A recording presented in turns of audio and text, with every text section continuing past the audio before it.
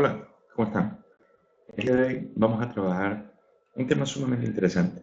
Se trata de la construcción de comportamientos circuitales utilizando compuertas lógicas básicas. Hasta ahora nosotros hemos comprendido que existen funciones elementales, que esas funciones elementales conformadas en un circuito con varias compuertas puede ser evaluada y también reducida. Para ello hemos comprendido que se utiliza la álgebra booleana y también el método de simplificación de Carnot. Dicho esto, ahora nosotros vamos a trabajar con comportamientos ya más dedicados, que tienen directa injerencia en cómo se desarrolla la tecnología electrónica digital. No obstante, debemos tomar en consideración lo siguiente. Cuando nosotros empezamos, escasamente unas 4 o 5 sesiones atrás, decíamos, para aprender, para iniciar, utilizamos un método gráfico con las compuertitas dibujadas, una evaluación de tabla de verdad y cosas por el estilo. Sin embargo, debemos comprender que en la actualidad la forma de diseñar es mediante el uso de un lenguaje de descripción de hardware. Vamos a trabajar el día de hoy, primero, el conocimiento fundamental de qué tipo de comportamientos circuitales existen dentro del desarrollo tecnológico digital, pero vamos a direccionar el diseño en el uso de herramientas que, basadas en el desarrollo de lenguajes de descripción de hardware, nos permiten construir estos conocimientos. Bienvenidos, vamos a darle. Entonces, como decíamos, vamos a trabajar un escenario sumamente interesante que trata sobre los componentes o los circuitos combinatoriales básicos desde el contexto de la implementación de funciones lógicas. Utilizando estas compuertas lógicas elementales, deben confirmar que estamos grabando. ¿Sí? Utilizando estas compuertas lógicas fundamentales, nosotros podemos construir una variedad de circuitos, sean circuitos combinatoriales y, por qué no decirlo también, circuitos secuenciales. Uno de los primeros circuitos que vamos a tratar de comprender son los circuitos codificadores. Un codificador binario convierte varias entradas activas en una salida binaria específica. ¿A qué nos queremos referir? Por ejemplo, yo tengo un circuito, ¿sí?, cuya estructura de diseño propone el ingreso de 4 entradas. Aquí tenemos A0, A1, A2, A3. Pero de acuerdo a cómo esté codificada esta entrada, solo una de las salidas será activada. Nos referimos al siguiente escenario. Imaginémonos que aquí está seleccionado A0. A0 está quitado y la salida que corresponderá activa será B1. Asimismo, cuando A1 y A0 estén activadas, entonces digamos que B2 está activa.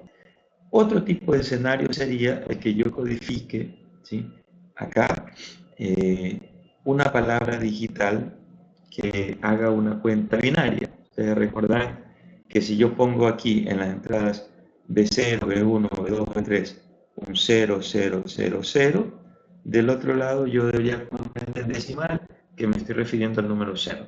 En este escenario yo tengo aquí que este 0 será representado aquí. Pero si B0 se pone en 1, entonces se supone que ese 0001 binario corresponderá al 1 en decimal. ¿Qué hace el codificador?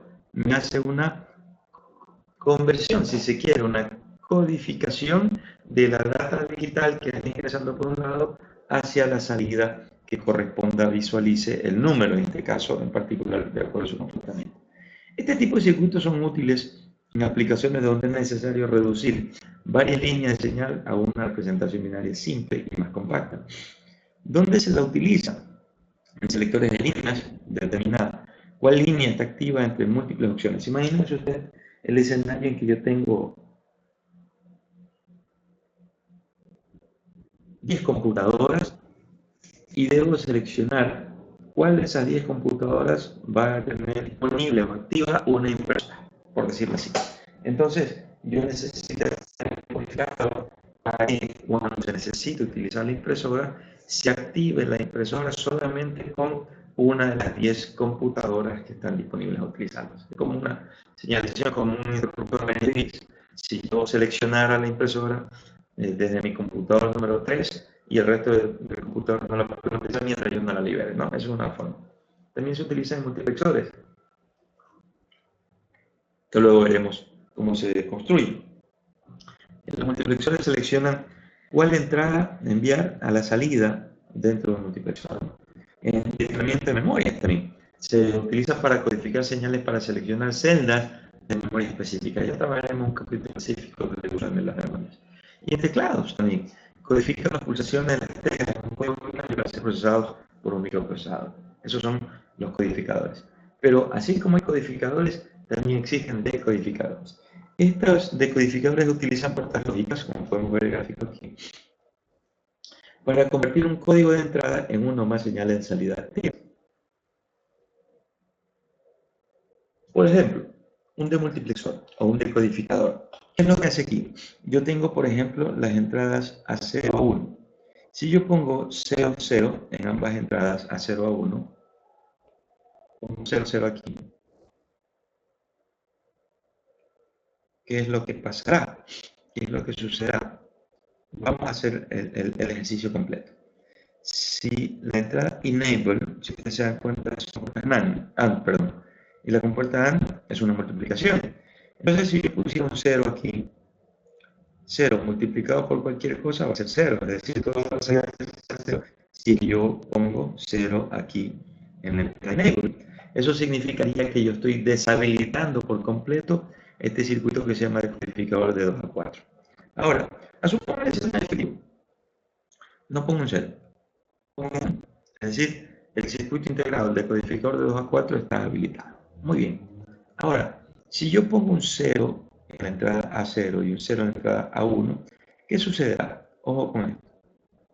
Aquí yo voy a tener un 0, ¿sí? Mientras acá voy a tener, perdón, aquí voy a tener un 0, ¿sí? Y en la otra entrada también voy a tener un 0, ¿sí o sí? Pero del otro lado voy a tener un 1. Eso significa que 1 por 1 es 1. Y con el 1 que tiene el enable, aquí yo tendré un 1, ¿cierto? Veamos qué pasa con las otras entradas. Si yo aquí tengo un 0, entonces aquí yo voy a tener un 0. Y si aquí yo tenía un 0, por este lado yo voy a tener un 1. Entonces, ¿qué va a suceder? El 0 por 1 es 0. Y 0 por 1 es 0. Muy bien. ¿Qué tengo acá? Yo tengo un 0, pero del otro lado tengo, como es un inversor, tengo un 1. Y aquí tengo un 0, significa que en esta entrada también tengo un 0. 1 por 0 es 0. Y 0 por el enable, que es 1, sigue siendo 0. Muy bien. Veamos la última entrada. Yo aquí tengo un 0, ¿no es cierto? Y acá tengo un 0 en la otra entrada. Dicho esto, 0 por 0 es 0. Y 0 por 1 del enable es 0 acá. ¿Qué es lo que he dicho? Si yo tengo una entrada 0, 0, entonces la primera salida se habilita y el resto ponen 0. ¿Se dan cuenta? Ahora, si yo tengo 0, 1, es probable, analicen ustedes, que la primera entrada se desactive, la segunda se active y la tercera y cuarta se desactive. ¿Qué es lo que estoy haciendo? ¿Qué es lo que estoy diciendo? De una palabra de 2 bits, ¿sí? Que voy a llamarle un código, se decodifica a la expresión que corresponda a esa entrada codificada. Esa es la función del codificador de 2 bits. ¿Ya? Los decodificadores, como decía, entonces, son tremendamente esenciales para aplicaciones que requieran la selección de una única línea o pocas entre muchas, como en sistemas de memoria o dispositivos de control, ¿no? Ahora, veamos el multiplexor como de tal suerte que hace las veces, como yo les mostraba en clase, como de un interruptor de varias vías, ¿no? Por ejemplo,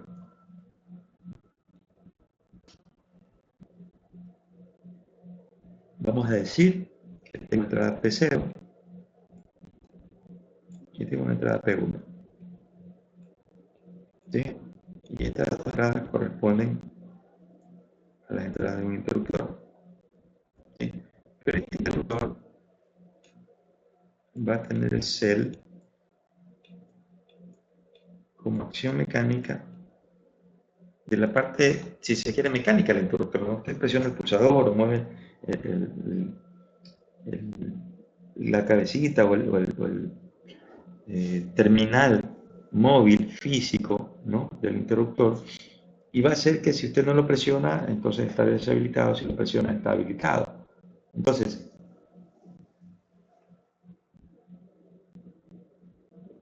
vamos a proponer el siguiente escenario. Si cell es 0, quiere decir que no se habilita, ¿sí?, no se habilita el interruptor, por ende tengo un cell 0 aquí, ¿sí? Vamos a darle valores. ¿Qué tal si P0 es 0 y P1 es 0? ¿Qué pasaría? Si cell es 0, ¿sí?, y P0 es 0, entonces aquí yo tengo un 0, ¿sí?, en P1 tengo un 0, ¿sí?, pero en cell, como es 0, después del inversor aquí es 1. Ah, muy bien. Y acá se hace 0, ¿cierto? Entonces, 0 por 0, aquí es 0. Y te dirán 0 por 1, aquí es 0. ¿Qué sentido tiene? Porque la salida aquí va a ser 0, tal como está en el multiplexor, ¿cierto? Ahora, cambiemos el escenario. Decimos que cell vale 0, pero que P0 vale 1 y P1 vale 0. ¿Ya? Entonces, ¿qué va a pasar? Si cell es 0, aquí tendré un 0, pero después de este inversor aquí tendré 1. Esto de aquí, si P1 es 0, entonces esto será 0. Y si P0 es 1, entonces aquí será 1. 1 por 1 es 1, 0 por 0 es 0. Entonces, 1 más 0 es 1. ¿No? ¿Qué quiere decir? Que en este caso en particular, voy a graficarlo de otra manera. ¿Sí? Imagínese usted que no son valores estáticos, sino que son valores en dominio del tiempo. Disculpen la gráfica, estoy haciéndolo a mano. ¿Sí?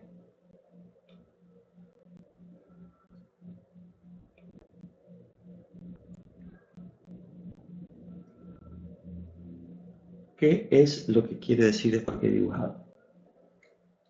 Quiere decir que cell siempre va a dar 0, ¿sí?, que P1 siempre va a dar 0, pero que P0 en un rato es 0, en un rato es 1, en otro tiempo es 0,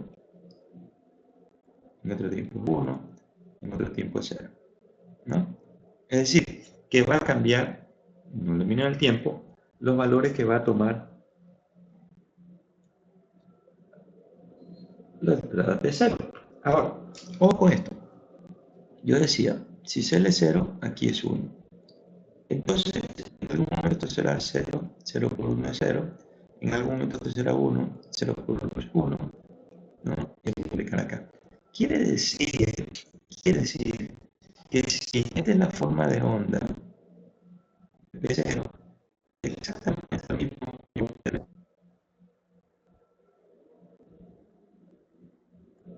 en PS o salida cuando cell valga 0. ¿Ya? Ahora, imaginémonos que, voy a ponerlo así, P0 es esto y P1 es esto. ¿Ya? ¿Qué va a pasar? Si cell, ahora lo pongo en 1, ¿qué pasará? Si cell está en 1, esto es 1, esto se hace 0, ¿sí? Y entonces 1 por P1 me va a dar exactamente la misma forma de acá. ¿Por qué? Porque 1 por 1 es 1, 1 por 0 es 0, y 1 por 1 es 1. Es decir, lo que sucederá aquí con este circuito que se llama multiplexor, tiene la característica de que la salida se representa prácticamente lo mismo que está a la entrada que se haya seleccionado. Repito, es como si yo hubiera puesto un interruptor y digo P0, y acá digo P1, y el interruptor se conecta con P0. ¿Qué es lo que debo tener acá? Lo mismo que yo tenga en la entrada P0, tal como se ve aquí. En este caso es P1. Si el cel está en 1, quiere decir que estoy seleccionando lo de abajo. Implica que la señal que yo voy a tener es la misma que está en la parte de abajo del circuito, ¿no? Esto es el multiplexor en términos generales. Ahora, ¿qué hago de multiplexor? De multiplexor es el proceso contrario. Es decir, ahora yo tengo un dato, ¿sí? Y dependiendo de la selección, yo voy a obtener que ese dato codificado me va a botar a una salida de varios, ¿no? Es decir, dependiendo de la codificación, él pondrá en el puesto que le corresponde y ese dato lo ubicará en la salida. Le corresponde como el mismo switch de múltiples estados, pero ahora a la inversa, ¿no? Es más o menos de esa forma. Ya mismo vamos a hacer un circuito. Dos circuitos tremendamente interesantes que vamos a tratar de analizar en el recurso de los días, es el semisumador y el sumador completo. Estos circuitos en particular sirven para materializar las operaciones lógicas booleanas que ya trabajan con números reales, es decir, bueno, números en binario, ¿no? No me refiero a números reales por el tipo de espacio numérico, sino números binarios. Usted que ya conoce la conversión de decimal a binario, ya podría decir, ok, yo tengo el número 0010, eso es 2, y quiero sumarla con el 0011, eso es 3, ¿no es cierto? Y usted sabe que 2 más 3 es 5, pero en binario, ¿qué sería? 01, 01. Ya vamos a hacer un ejercicio, tranquilo. Vamos a hacer una implementación de estos circuitos. Ojo con esto, el semisumador o half adder es un circuito conformado apenas por una XOR y una AND. ¿Cómo trabaja? Se presupone que el semisumador va a operar el último bit de una suma binaria. Voy a ponerlo de esta forma.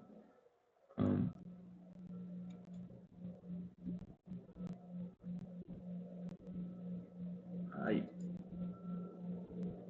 Ok. Imaginemos que usted tiene este número.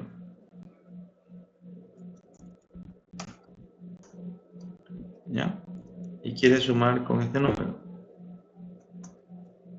Entonces usted diría, pero déjeme borrarlo para ponerlo un poquito más arriba.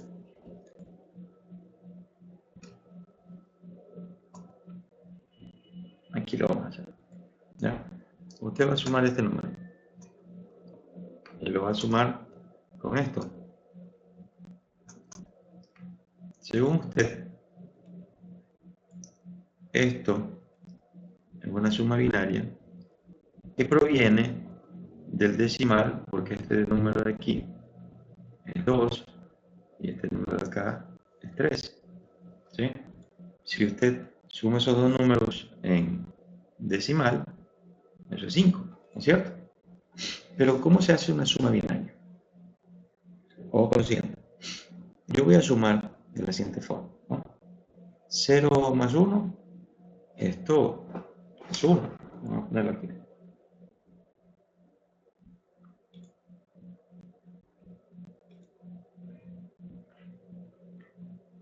Ah, perdón, estaba tocando la otra computadora. Ok. 0 más 1 es 1, ¿no es cierto? Creo que voy a tener que hacerlo con directo para el P.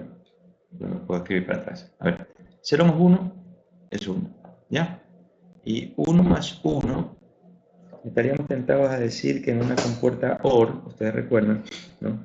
1 más 1 es 1, y es correcto, ¿no? Pero en la práctica, si yo sumo en decimal, 1 más 1 es 2, ¿no es cierto? Pero ¿cómo yo materializo el 2? 2 significa el número que está aquí arriba, ¿no? 0, 0, 1, 0. Entonces, si yo sumo dos unidades, puedo decir que 1 más 1 es 0, pero acarreo 1. ¿Qué quiere decir? Llevo, ¿no es cierto? Llevo 1. Ahora, 1 más 0 es 1, más 0 es 1, y 0 más 0 es 0. Y si ustedes recuerdan, 1, 2, 4, 8. Ay, perdón por ese 8. Pero ¿qué tengo? 1 y 4 son 5, que es lo que corresponde a este número. Ahora, ¿por qué decía que el semisumador materializa la última operación? Y justamente por esto. Porque si usted se da cuenta, el semisumador tiene dos entradas apenas. Y lo que está tratando de decir es que voy a sumar este número A con el número B, pero solamente este último bit. ¿Por qué? Porque usted hace una suma directa, 0 más 1. Pero en ningún momento se le ocurrió decir acarreo 0 o acarreo 1. No está acarreando nada. ¿Por qué no acarrea? Porque es, si se quiere, la suma inicial, ¿no? No viene de ninguna otra parte, no viene acarreando nada. Es la primera suma. Esta suma genera un acarreo. Entonces, cuando digo el número A se refiere a todo este número, ¿sí? Y cuando digo el número B se refiere a todo este número. Obviamente, el bit menos significativo será el último, ¿no? Será el 1. ¿Qué son que se suman acá? ¿Sí? A y B. ¿Y qué me va a dar como resultado? Una suma y un acarreo. ¿Cuál sería la suma? El número que se pone aquí abajo, ¿no es cierto? Bueno, 0 más 1 es 1 y acarreo 0. Entonces aquí diré si el número fuera así, es 0 y 1, A tiene 0, B tiene 1, entonces en suma tendré 1 y en acarreo tendré 0. Así debería funcionar. ¿Ya? Y así con los otros números. Pero, si ustedes se dan cuenta, el sumador completo tiene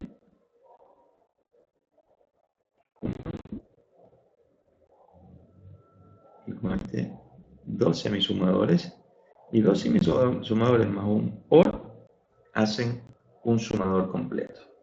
¿Por qué es importante este nuevo componente? Porque efectivamente, al igual que el semisumador, que permite sumar 2 bits, este permite capturar un acarreo y generar la respuesta, que sería la suma y el acarreo de todos esos números, ¿no? Entonces, en términos generales, nosotros tenemos tipos de circuitos elementales que conforman un semisumador y un sumador binario. Pero ahora miren cómo va creciendo la cosa. Parece esa operación que yo les mostraba antes, ¿no? Ese número A y ese número B que se está viendo aquí en la diapositiva. Entonces, para poder instrumentar esto, se materializa de la siguiente forma. Este último bit, que no tiene acarreo, se suma con un semisumador. De ahí, el siguiente bit se va a sumar con el full adder, porque este ya prevé un acarreo. El siguiente bit se va a sumar con un full adder, y el último bit se va a sumar con otro full adder. Entonces, a 0 será esta posición de aquí, donde dice 0 más 0. Entonces, 0 más 0 es 0. Muy bien. Con acarreo de 0, no está acarreando nada. 0 más 1, entonces es 1. Este es el 1, 0 más 1. ¿Con acarreo cuánto? 0, porque no llega. Ahora, 0 más 1 otra vez, sigue siendo 1. 0 más 1, aquí, salida 1, con acarreo 0. ¿Ya? Pero ahora acá, 1 más 1 es 0, acarreando 1. 1 más 1 es 0, acarreando 1. ¿Ya? Y esto nos da a entrever de que yo tengo aquí, por ejemplo, el número 1, 2, 4. Sería el número 4 más 1, 2, 4, 1, 2, 6, 1, 2, 4, 8. A ver, vamos a poner los números. Está, perdón. Vamos a ponerlo en números. ¿Ya? Este número corresponde a cuál? Al 8. ¿Ya? Este número corresponde a cuál? 1, 1, 0, 1, 1, 1, 0. 1, 2, 4, 8, 8 y 4, 2 y 2, 14. Entonces, ¿cuánto es 8 más 14? ¿Ya?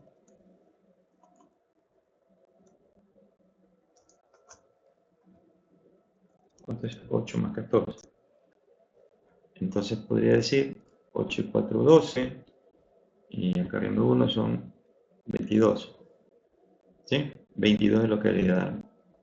Si nosotros vemos acá 1, 2, 4,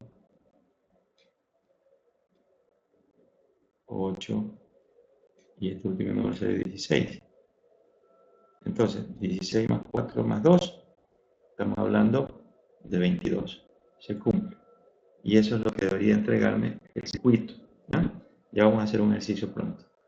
Comparadores binarios también en la oportunidad o posibilidad que con las EXOR, recuerden que yo les decía que la EXOR es, si se quiere, el circuito comparador por excelencia. En ese sentido de cosas, entonces, yo puedo poner un número, por ejemplo aquí, 0, 1, y comparo cuál es mayor, ¿no es cierto? Entonces, ¿cuál sería el mayor? El B. Si yo tengo 0 en A y 1 en B, entonces la entrada que dice A menor que B debería activarse, mientras el resto están desactivadas. Si A es 0 y B es igual a 0, o A es igual a 1 y B es igual a 1, entonces simplemente tengo una XNOR que me propone que la salida es 1 si ambas entradas son iguales, ¿no?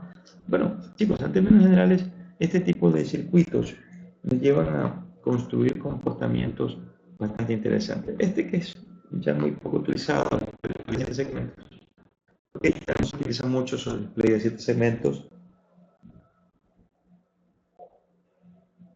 que se utilizaban con mucha frecuencia hace unos 15, 20 años atrás, ¿no? Hoy es muy poco, pero eso también es de la forma en la que se hacía, ¿no?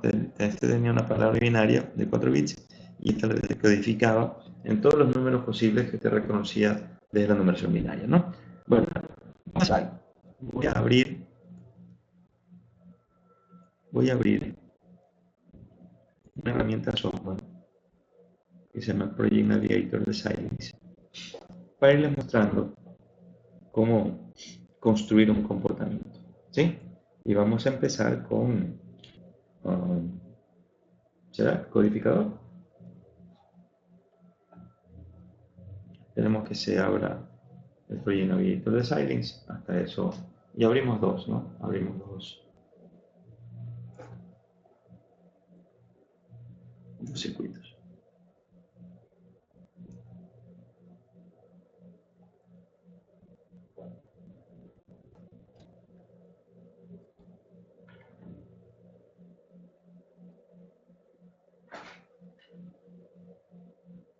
Ok, vamos a encerrarlo por aquí. Vamos a cerrar este proyecto. Close Project. Esta herramienta o este programa se lo recomiendo, bueno,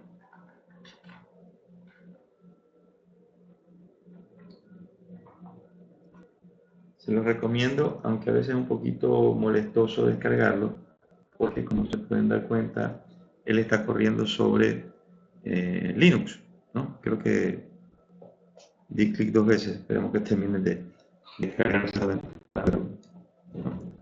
Entonces, a lo que me refiero es justo lo que te decía. Se abrió 2 veces porque le hice doble clic, ¿no? 2 veces. Ok, voy a cerrar una de las dos. Decía que le está corriendo Linux. Si minimizo esta pantalla, se dan cuenta que tiene otro fondo, ¿no? Computer, Easy Home, la papelera de reciclaje, o Trash, Train Navigator, que es la aplicación instalada, sí, y VHDL compartida. Es decir, esto de aquí es como si estuviera corriendo otro computador en la que está corriendo realmente Linux. ¿Okay?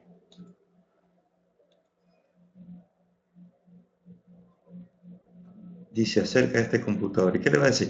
Tiene el kernel de Linux corriendo allí. Pero usted realmente está corriendo Windows. ¿Sí? Es un computador con sistema operativo.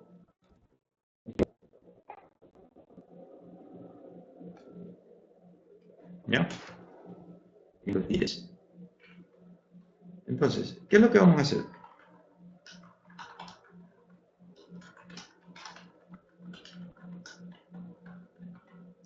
Vamos a construir un codificador binario, ¿ya? Y lo vamos a probar. Entonces, voy a utilizar la herramienta Project Navigator y también voy a utilizar la herramienta cuarto, que me parece que ya lo vi por aquí. Esto era con el ejercicio carnado el otro día, vamos a cerrarlo y ya mismo lo vamos a ver. Solo una cosa que debemos tomar en cuenta, que usted debe trabajar en una carpeta conocida, ¿no? Yo pedí una carpeta en el disco duro que se llama VHD compartida. En esa carpeta usted va a tener que trabajar, preferentemente los códigos que propongan desarrollarse. Ahora, debo recordar que Project Navigator esta herramienta, Project Navigator, nos va a construir automáticamente la carpeta, ¿sí?, en el explorador, ¿sí?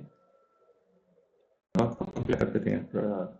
Pero para Quartus yo debo tener la carpeta dentro de, ¿ya?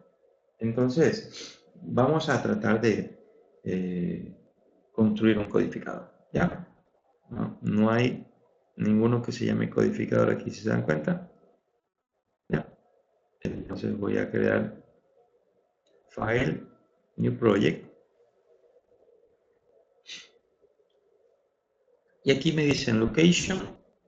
Yo voy a ubicar la ruta donde quiero trabajar, ¿ya? Entonces yo le voy a decir que trabaje en la carpeta VHDL compartida, allí, ¿sí? Y voy a construir una carpeta automáticamente. Miren que no existe la carpeta codificador. Esa carpeta que estoy apuntando con Linux es exactamente la misma carpeta que puedo ver acá en el explorador de Windows. Disco C, carpeta VHDL compartida. Aquí ninguna carpeta que se llame codificador. Vamos a ponerle el nombre codificador.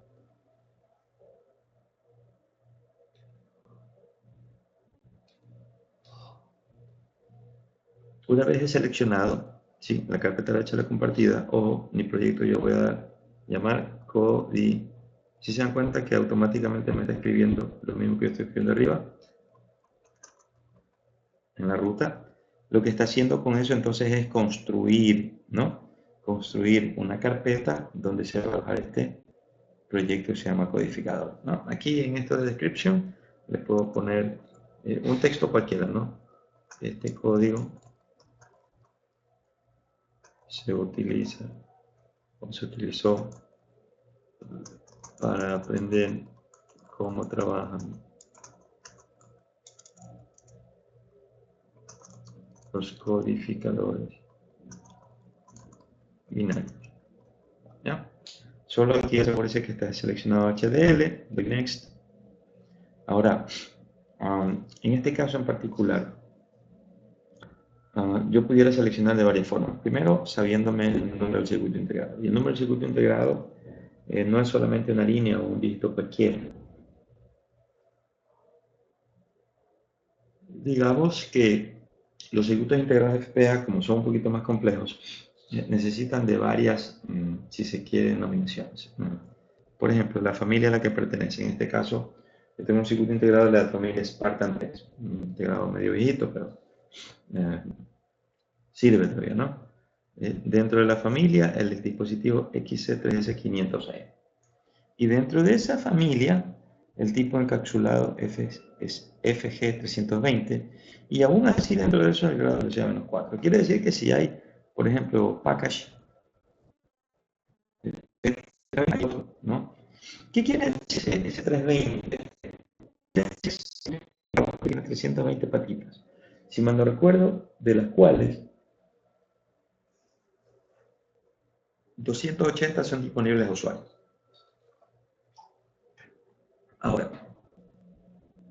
yo puedo seleccionar sabiéndome todos los datos del integrado, como aquí también donde dice Evaluation Development Board, puedo seleccionar específicamente la tarjeta de entrenamiento que tenemos en el instituto. Por ejemplo, en este caso, Spartan 3 Starter Kit, es el tipo de tarjeta que nosotros tenemos.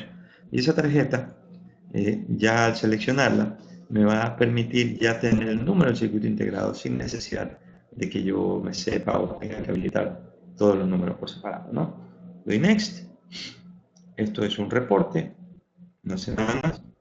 Doy Next. Y aquí ya me construye la estructura del proyecto, ¿no? Todavía no estoy seguro, vamos a ver, así que acá existe ya la carpeta codificadora. Sí, esta es la carpeta codificadora. No existía el codificador, ahora ya existe una carpeta codificadora. Este codificador.exe es más o menos decir esta ruta, ¿no? Que se ha construido en el proyecto, en esa carpeta con ese nombre del proyecto. Bueno, ahora tengo un nombre del proyecto, pero no tengo ningún archivo de diseño. ¿Qué voy a hacer? File, New Project. O no, perdón. No es New Project porque ya el proyecto ya está construido. Disculpa. File, no es ni siquiera ahí. En Project, perdón. Project, New Source. ¿Ya? Está comiendo con cuartos. Project New Source. Y aquí cuando usted selecciona una fuente nueva, en la entrada que dice Project, ¿sí? Cuando selecciona una fuente nueva, esta fuente debe estar asociada a lo que usted cree y debe hacer. Por ejemplo, si yo quisiera manejar de forma esquemática, que le he dicho que ya no es lo recomendable porque realmente en la práctica genera muchos problemas, genera muchos glitches. Glitches son valores de salida espurios, ocasionales, que suelen dar a mal comprender cómo funciona el circuito. Lo que por ahora nosotros vamos a utilizar es módulo VHDL. Yo le voy a dar el mismo nombre que les doy acá, codificador. ¿Ya? Next. Ahora me pide definir el módulo, específicamente la entidad cuyo nombre es codificador. Muy bien. Me dice que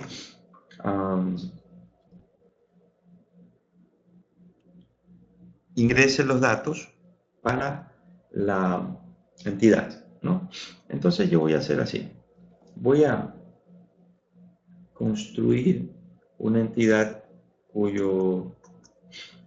entrada se llame data, ¿sí? Y cuya salida se llame, así mismo, salida. ¿Ya? Ahora, voy a construir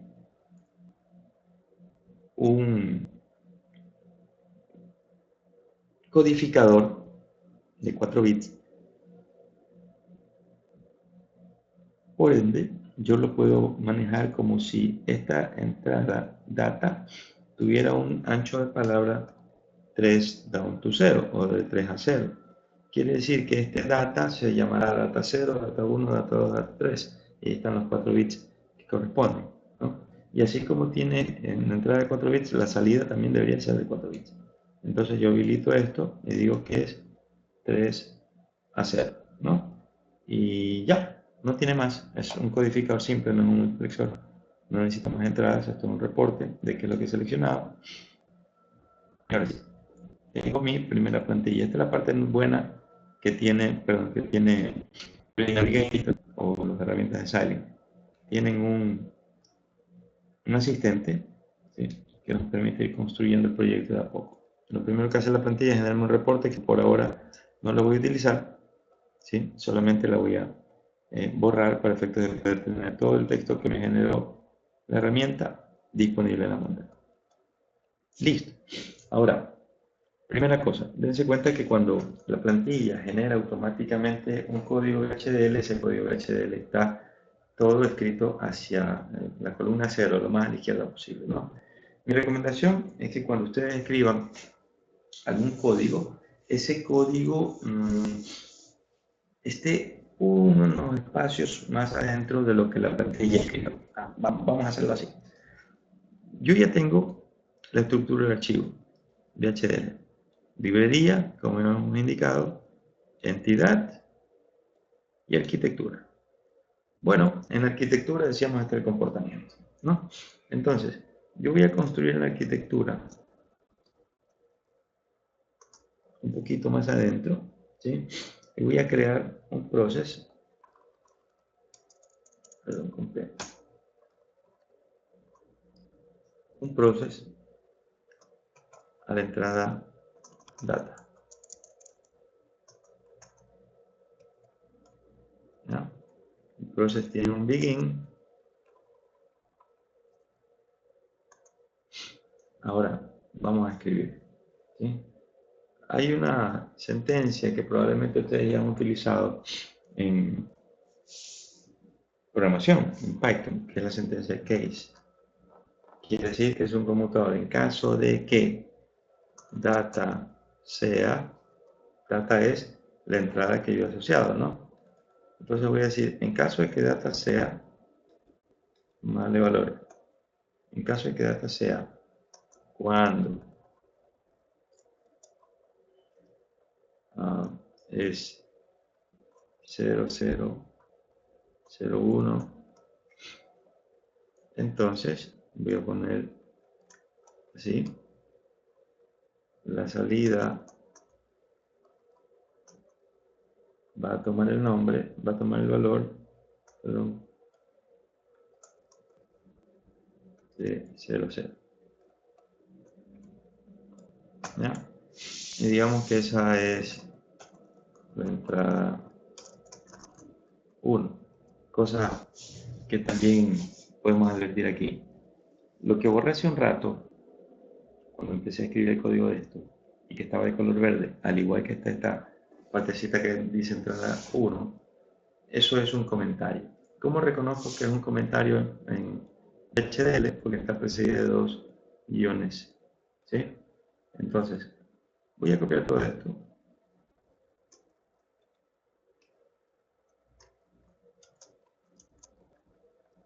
¿Ya?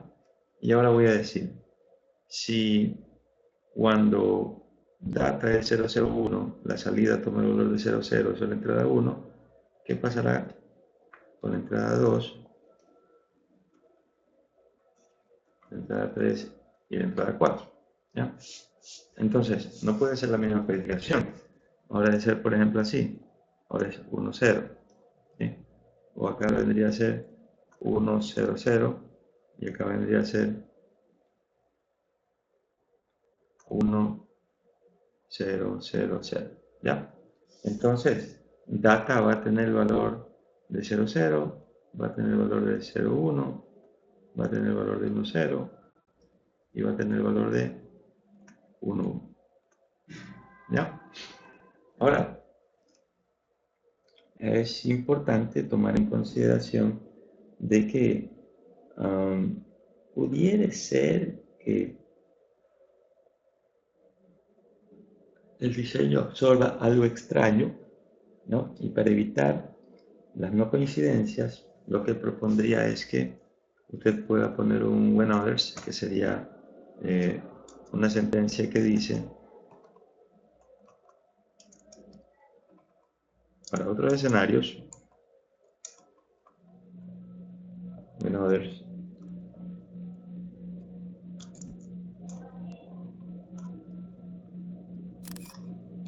oh,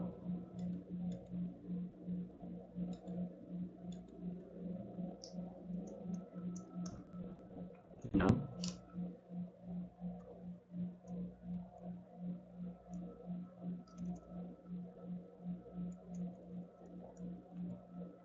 salida,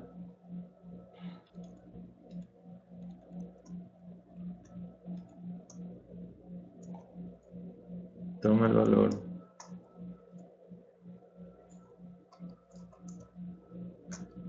de XX mayúscula. ¿Qué significa X mayúscula? Don't care.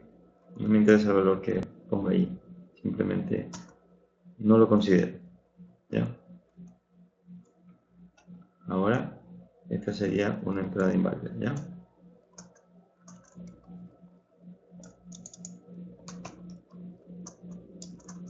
Listo. ¿Ya? Ahora, así como había el case, debo poner un en case.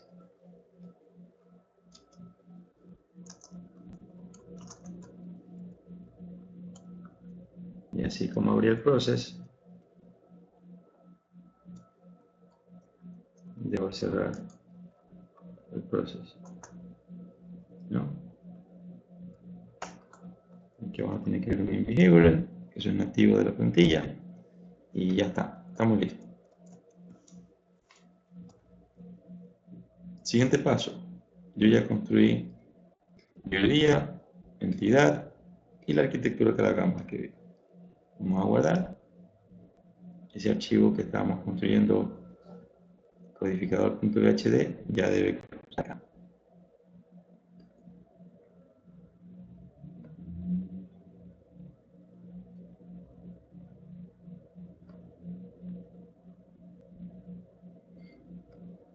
Ok, bueno, nosotros vamos a correr la síntesis, ¿sí?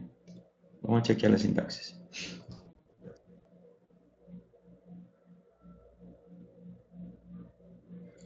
¿Cuál es el objeto de chequear sintaxis? Ver si lo que hemos escrito es coherente, va a hacer algo positivo, más que nada, ¿no? Y luego con la simulación veremos si lo que está haciendo es realmente lo que esperaba, ¿ya?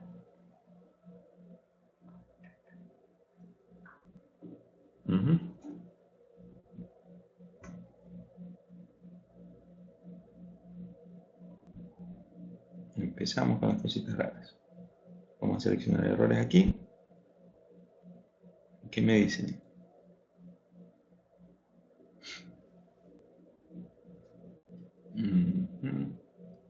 Buen 0, 0, 1.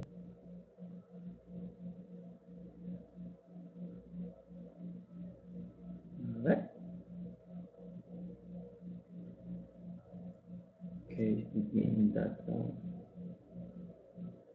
¿Qué dicen? Size mismatch. Ah, ya. Es correcto. Es correcto. Aquí cometí un error. Estoy utilizando la salida 2 bits, ¿sí? Y acá le he puesto que son 4. 3 down to 0, 3, 2, 1, 0, ahí están 4 bits. Entonces me dice que no es compatible. Me dice línea 17, size mismatch. String literal 00 is of size 2 or 2, but is expected to be size 4. Es decir, en la línea 17 hay un desemparejamiento del tamaño. El literal dice 00 y si el tamaño es 2, habiendo esperado 4, entonces hay un error. ¿Qué es lo que tengo que hacer? Entonces como todas estas son salidas 2 bits, entran 4 y salen 2 porque es un codificador y eso es correcto, entonces aquí voy a cambiar y decirle son apenas 2 bits. Para decir que son 2 bits digo 1 down to 0. Ahí están los 2 bits. Listo, doy OK y mando a chequear sintaxis de nuevo y es probable que ahora me diga que todo está bien.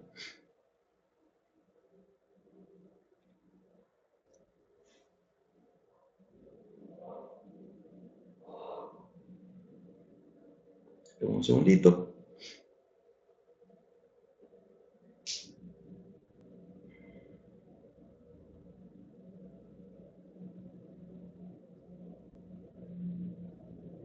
Vean, ya me salió de color verde. Ojo con esto es importante, si yo me voy al explorador, a la carpeta comparador, ¿sí? Ya hay más de un archivo, ¿se acuerdan que solo estaba hasta aquí? El CISE, este estaba más arriba con el LSO y ya esos son los únicos archivos. Pero con lo que acabo de hacer, dando clic y mandando a compilar, me generó algunos archivitos. En particular, el archivo que más me interesa es este de aquí, que dice codificador. ¿Sí? Es un archivo de texto plano, quiere decir que si yo lo abro con el... ¿sí? Puedo ver qué es lo que tiene adentro. ¿Qué es lo que tiene adentro? Lo que hemos escrito, exactamente lo que hemos escrito ahorita. ¿Sí? Librería, entidad, arquitectura. Y la arquitectura, pues dentro de lo que corresponde, ¿no? Entonces, si se dan cuenta, lo que nosotros estamos trabajando no es que son archivos complejísimos, son archivos realmente sencillos, pero que tienen un comportamiento bastante interesante. Entonces ahora, voy a utilizar la otra herramienta. ¿Ya? Hacer la simulación más rápida en esta de acá. Realmente les aconsejo la otra, pero vamos a hacerla primero aquí. Ahora le voy a crear una carpeta. Necesito que la carpeta esté creada. Codificador.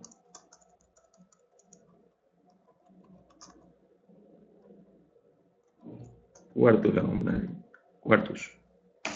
¿Ya? Entonces, ¿qué es lo que quiero? Que aparezca la ventana codificador Quartus, porque ahí es donde nosotros vamos a crear. File, New Project Wizard,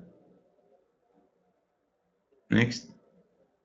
La carpeta aquí dice cuál es el directorio de trabajo de este proyecto, entonces vamos a decirle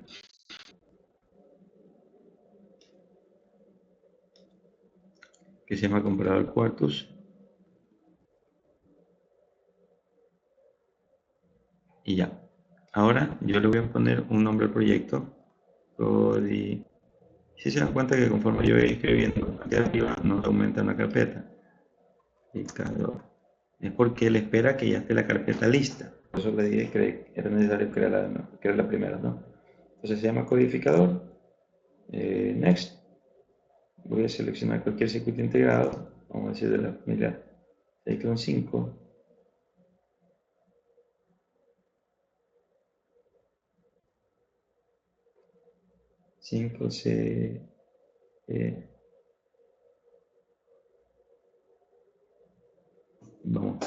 Vamos a seleccionar cualquiera. ¿Ya? Por ahora solo necesito uno para hacer una simulación. Next, Finish, y ya está. Tengo mi codificador asociado a un circuito integrado específico, no importa cuál sea por ahora. Voy a ir a New y aquí voy a seleccionar DHL File. Listo. Ahora, ¿qué puedo hacer más rápido? Voy a copiar todo esto.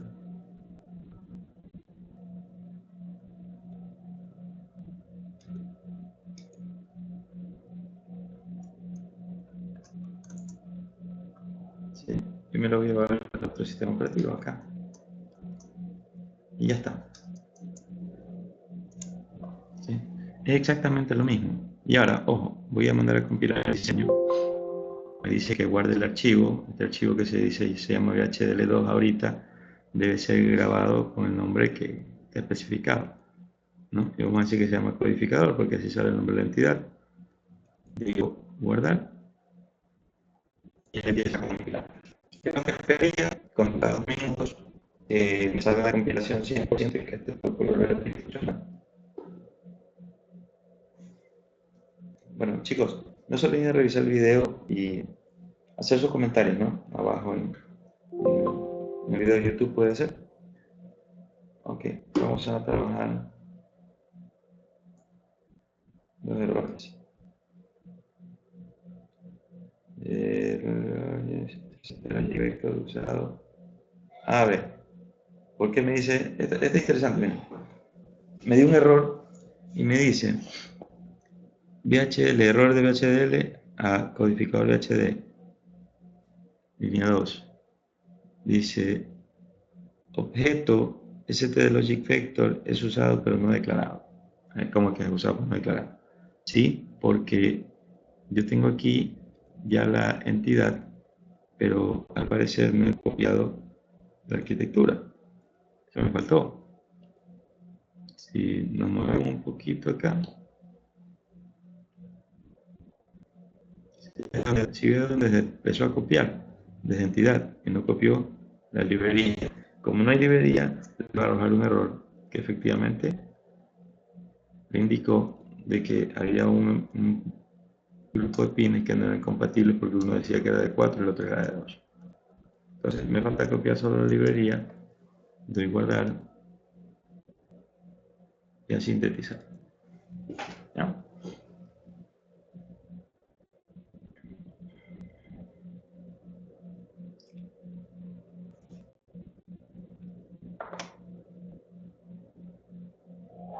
Esperemos un ratito y nuestro proyecto estará listo.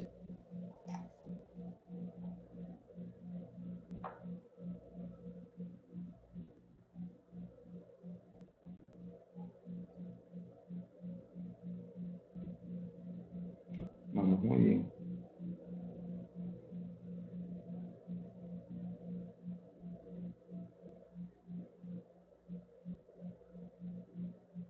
Bien, vamos por el 28%.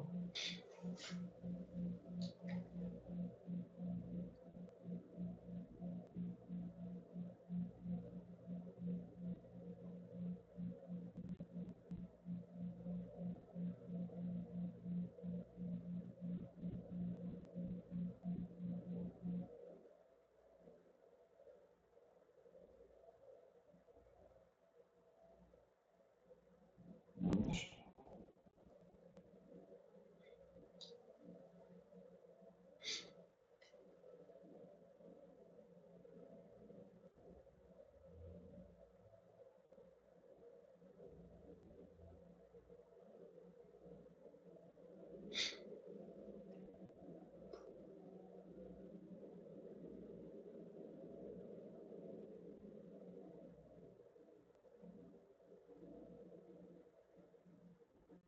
Ok, sigue, sigue, sigue. Tengo un ratito más.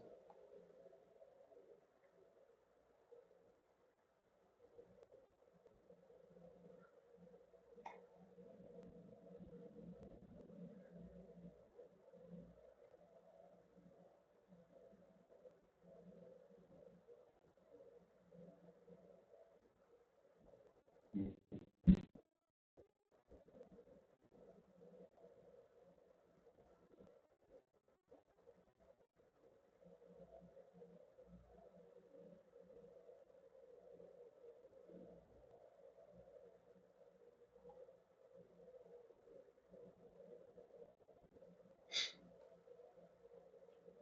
32%, sumando un poquito más.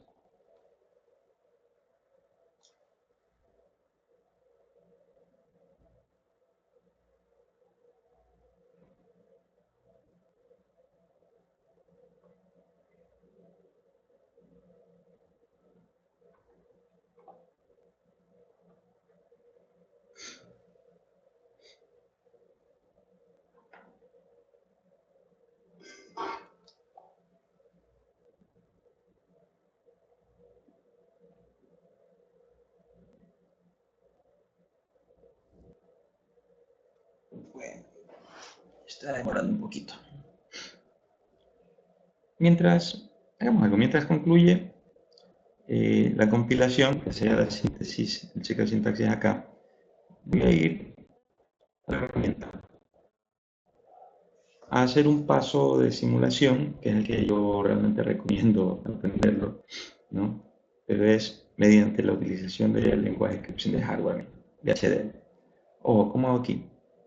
Project, New Source, pero en lugar de seleccionar módulo HDL, ¿sí? En lugar de seleccionar módulo HDL, voy a utilizar esta que dice HDL Test Bench, ¿no? Y yo ahora voy a ponerle un nombre, codificador TW. ¿Qué es lo que suelo hacer? Recomendación, que el nombre del banco de pruebas, se llame tal cual como el archivo que voy a hacer la simulación, pero yo le pongo un adicional, un plus, para diferenciarlo, porque si le pongo el mismo nombre voy a reescribir el código fuente y no es lo que queremos. Entonces yo le pongo TW, que significa Test Bench Waveform o forma del banco de pruebas. Ya con eso puedo distinguir, ¿no? Me aseguro que dice Add to Project. Aquí me sale la lista de todos los módulos de HDL que estén construidos. Como hay uno, solamente me saldrá uno. Y la idea es que el archivo de simulación se basa en este archivo de síntesis. Next, un reporte, doy next. Me dice que va a generar, le dice que sí. Esperemos unos segundos. Y va a generar. Ah, se cayó. No esperaba eso. Murió mi programa. Sí, esperemos que termine aquí. Se cayó el programa, ¿no? Intenté, no se puede pasar de nuevo. Se cayó el programa. No quiere simular. Veamos cómo va el cuarto.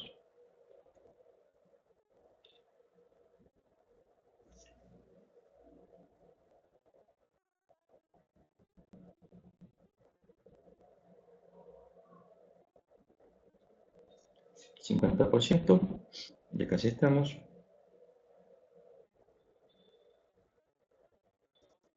No sé si ya se abrió el otro programa. Sí. Bueno, so pena de que se caiga de nuevo, voy a intentar hacerlo otra vez. Project Resource, Test Bench Waveform, mismo nombre, codificador.tw,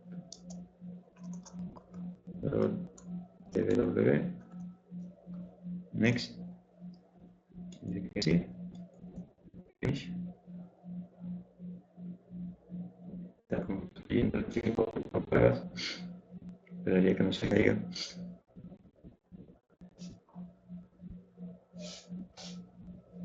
Y ya está. Construye el archivo. Y creo que ya terminó también el otro. Aquí está. ¿No? Este mensaje permite que ya terminó. Ok, y me regresamos al otro. Entonces, vamos a hacer la simulación. O que los dos métodos llegan a lo mismo, pero digamos son algo diferentes, ¿no? Voy a ir aquí, File, New, y dentro de esta lista voy a Archivos de verificación y depuración, University Program Vector Waveform File, WF significa eso. Ok, y me va a salir una interfaz gráfica, hago doble clic aquí, me sale esta ventanita de ayuda, hago un clic donde dice Node Finder, o buscador de nodos, hago un clic donde dice List, y me salen todos los pins, todos los data, todas las salidas, y con eso nosotros vamos a trabajar. Ok, ¿de aquí? Muy bien. Entonces, por ejemplo, voy a decir que ¿cuál es la más? Este debería ser data 2, este es data 3, ya, esta es la más grande. Voy a partir de aquí, este debe ser data 0. Botón derecho, valor, sobreescribir reloj, y digo que mi reloj inicial es de 20 nanosegundos, lo más lento que puede contar por ahora. El siguiente, digo que de 40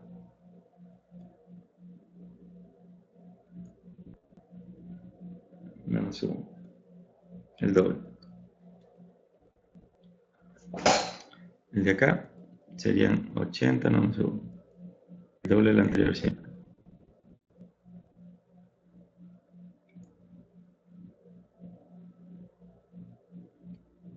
Si teníamos 40 el anterior, ahora serán 80. Y el último, el más significativo, en valor, si el último era 80, pues entonces este será 160.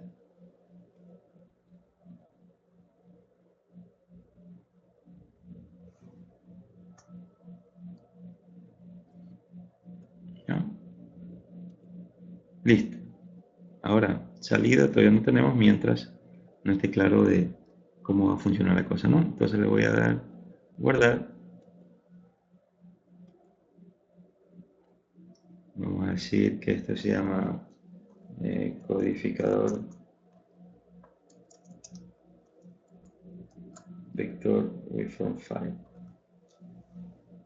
Listo. Doble clic. Finder. Bueno, este ya lo hice, ¿no? Y ya están todos las combinaciones posibles, ¿no? Ahora voy a hacer una simulación funcional para ver lo que se ha escrito de código montado sobre este programa.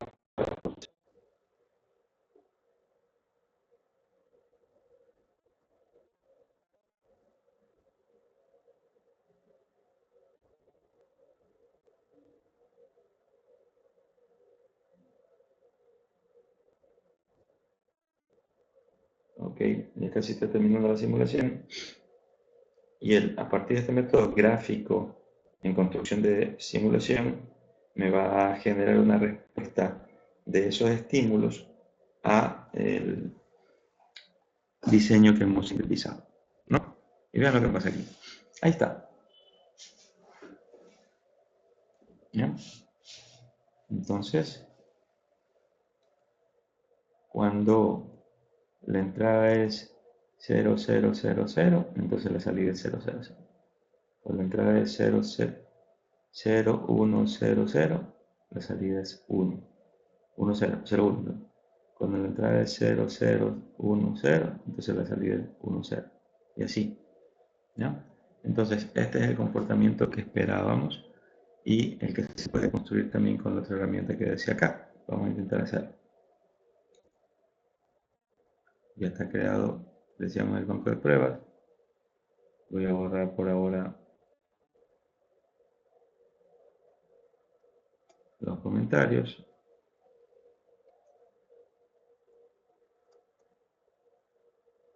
Para ahorrar espacio. Y quiero que se fijen lo siguiente. Un archivo HDL tiene librería, entidad y arquitectura, el resto de la arquitectura. ¿Sí? Pero ojo con esto. ¿Qué particular tiene la entidad de este archivo de diseño? Correcto, está vacía. ¿Por qué está vacía? Porque el banco de pruebas no es un comportamiento de un circuito integrado, sino una codificación para que se quede residente en el computador para que emule las respuestas o los resultados que se obtienen, dados los estímulos que se programen, a el código HDL construido, ¿no? Entonces, primera situación, como es una plantilla la que genera y lo hace automáticamente, una de las primeras cosas que hace es crearme un tiempo de reloj y yo no uso relojes dentro de mi diseño, entonces lo puedo eliminar. Aquí hace alusión al reloj, yo no utilizo reloj en este diseño, entonces podría dejarlo simplemente así, ¿no? El que dice wait for period clock, tampoco.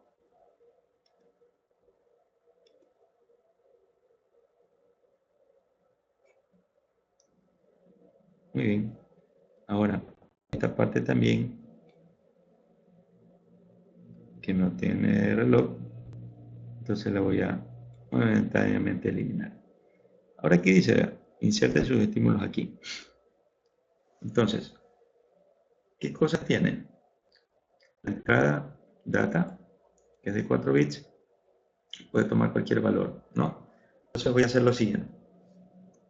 Voy a escribir aquí data, donde dice, inserte sus estímulos aquí. Voy a escribir data, toma el valor de 0000, wait for 50 nanosegundos y voy a copiar esto.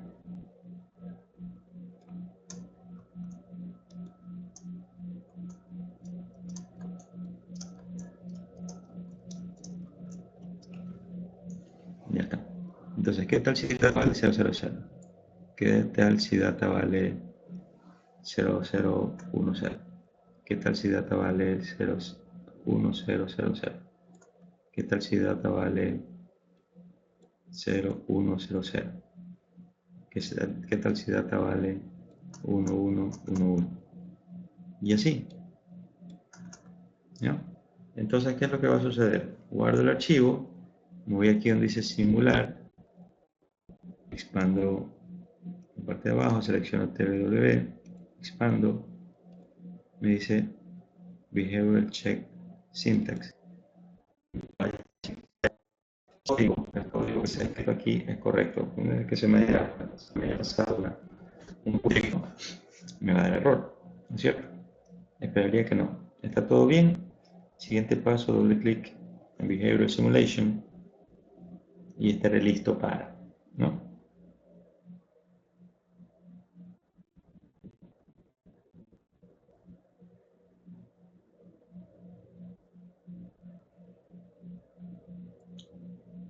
Está casi terminando.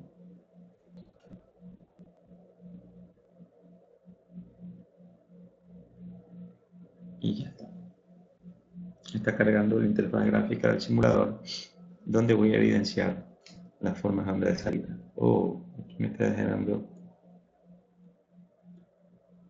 un valor don't care. Aquí está. ¿No? Valores sensatos, valores reales. Cuando la entrada vale 0010, la salida vale 01. Cuando la entrada vale 1000, la salida vale 11. Cuando la entrada vale 0100, la salida vale 10. Justamente lo que hemos visto acá.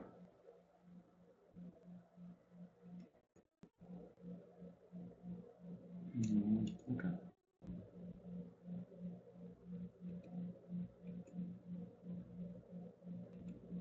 ¿No? Ahora, es importante, acá me refería, ¿no?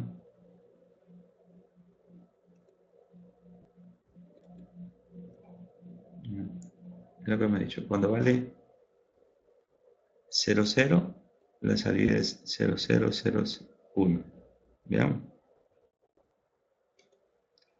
Cuando es 00, veamos cuando es 01. Mejor que se va a hablar ahí. Cuando vale 01,